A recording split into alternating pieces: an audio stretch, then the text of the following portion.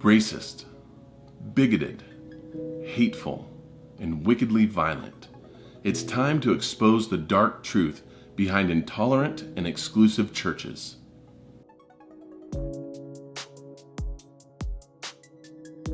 The question of the day today is, why are churches so intolerant, and why do they exclude people who don't look or think exactly like them? Now, this is a great question because out of all the people that I talk to and ask what was the reason behind leaving the church or walking away from Christianity, this question almost always gets brought up. They walked away because they felt some sort of exclusivity when it came to being part of a church. Now, the dark truth behind intolerant and exclusive churches isn't that they're racist, bigoted, hateful, and violent, but the dark truth behind these churches are that media has shaped the perspective and the perception of churches to be intolerant and exclusive. What does that mean? It means that in media, think about this, in media, whether it's movies, whether it's videos, whether it is anything that you watch, anytime there is a character that is clergy or from a church, or maybe even a person that attends a church or an entire church itself, they are always framed as the villain.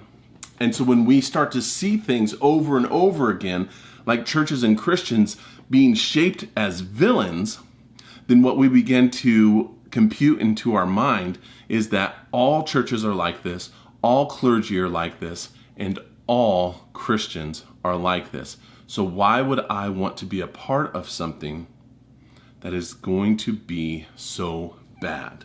And this is how media has shaped people's perception of the church for many, many, many years.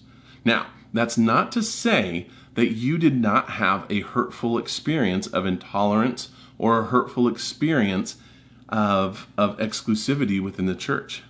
But there is a reality to something about this. Because I know I've been going to church my whole life. Ever since I was a little boy, I have been in multiple churches, in multiple cities, and in multiple situations from multiple denominations. I haven't witnessed any kind of bigotry or violence or hateful behavior. This has not been the churches that I was a part of. But I do have friends that have been parts of churches that they've experienced some pretty hateful exclusivity. One of my buddies, he said when he was 17 years old, him and his now wife were dating, and she got pregnant, and they were having a baby together at age 17. And when the church found out that she was pregnant, nobody would let them sit by them at church, and nobody would talk to them, and people were deliberately exclusive and said, you can no longer be part of what we are doing. And that hurt my friend a lot.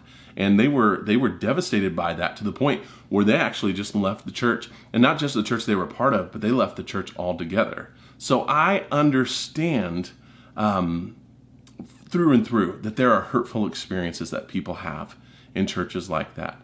But to say that all the church and all the churches around the world and every Christian is going to act and behave like that every single time is a far stretch, and is actually kind of a straw man that has been established for us to perceive the church as. And we have to learn how to put that perception of the church aside and begin to see how the church really is. There are ways that churches will act intolerant and exclusive, and that is the wrong way to act intolerant and exclusive. And then there are ways that churches will act intolerant and exclusive, and that's the right way for churches to act intolerant and exclusive. I had one friend, him and his family had left one church, and they decided to go and try to attend at a different church.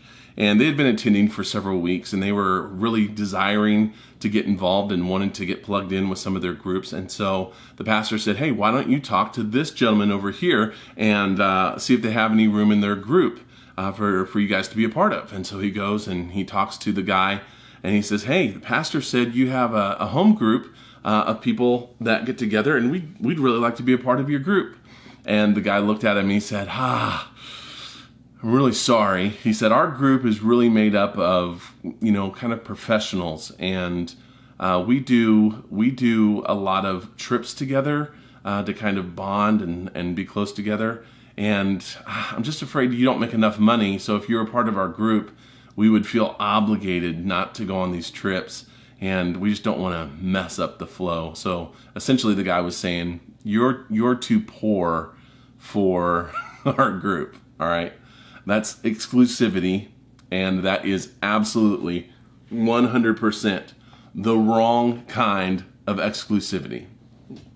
Now, let me give you a different scenario. There was a church that I was at, and this lady wanted to come in, and she said, I want to incorporate crystals and wave burning sage around to cleanse the aura of the church. And the pastor and the leaders of that church were like, ma'am, we're really sorry, but things like crystals and sage and tarot cards, like we are Christians, and this is not what we do. This is not what we're a part of, and we're just going to have to respectfully decline you coming into our worship services and doing these things. And so what is interesting about that is that's an appropriate way to be exclusive.